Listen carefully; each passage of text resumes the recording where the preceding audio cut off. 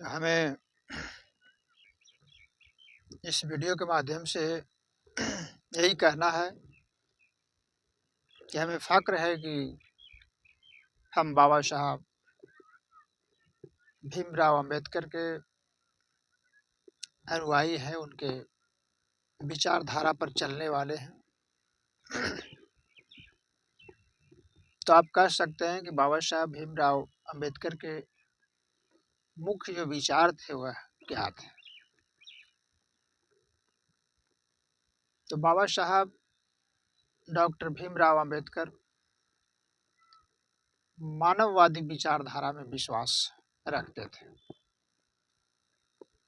वे diversity में विश्वास रखते थे।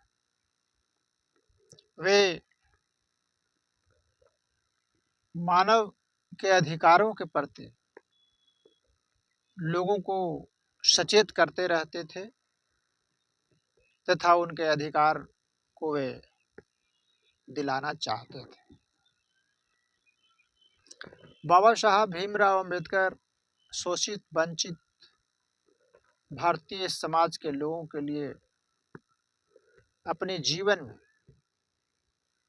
उल्लेखनीय कार्य किया। हम देखते हैं कि उन्होंने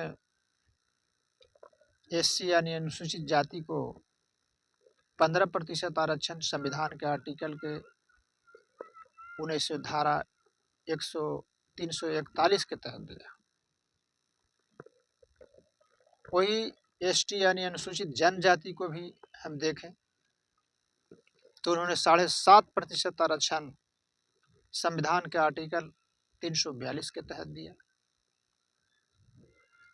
हम देखते हैं कि पिछड़े वर्गों को भी यानी ओबीसी को उन्होंने आर्टिकल 340 के तहत 52% आरक्षण संविधान में देने का प्रावधान किया। यहाँ तक कि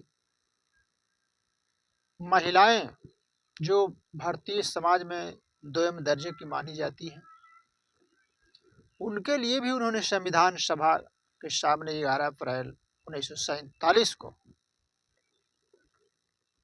हिंदू कोड बिल पेश किया था और उस पर ताजीवन महिलाओं का अधिकार के लिए भी लड़ते रहे।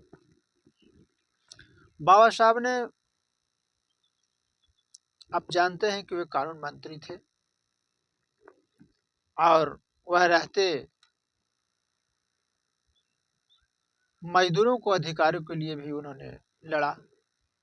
जो मजदूर 12 घंटे काम करते थे उन्होंने कानून के तहत 8 घंटा किया और भी उनके जो मौलिक अधिकार हैं उसके लिए भी उन्होंने लड़ाई लड़े। हम देखते हैं या पढ़ते भी हैं, हमने अध्ययन भी किया है कि बाबा साहब ने किसानों के लिए भी उनके समस्याओं को ध्यान में रखते हुए उन्होंने एक पुस्तक 1918 में लिखी थी, जिस पुस्तक का नाम था small holding in India and their remedies. English पुस्तक है।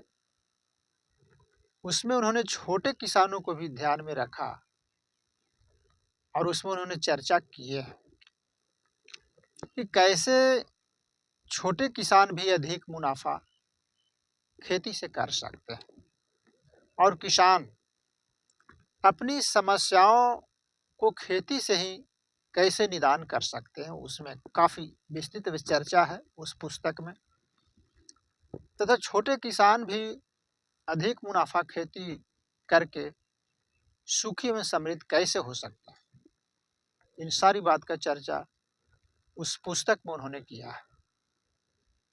उन्होंने संविधान में अल्पसंख्यक वर्गों को भी समान रूप से ध्यान में रखा तथा सभी जाति धर्म एवं वर्गों को किसी भी तरह से भेदभाव से दूर रखकर समानता, स्वतंत्रता एवं बंधुत्व पर आधारित समाज को निर्माण कर प्रबुद्ध एवं समृद्ध भारत का सपना देखा था तथा हम सभी लोगों को भी आज ज़रूरत है, सभी भारतीयों को ज़िम्मेवारी बनती है कि उनके जो मानववादी समता मूलक समाज बनाने के जो सपने थे, उन्हें हम सब मिल-जुल कर पूरा करें। हम अपनी बात आज यहीं पर समाप्त करते हैं। यह जो विषय था आपको कैसा लगा? इसके लिए मैं चाहूँगा कि आप इस विषय पर जो मैंने चर्चा किया इसको कमेंट करके कमेंट बॉक्स में डाल सकते हैं और अपनी बात यहीं हम समाप्त करता हूँ। धन्यवाद।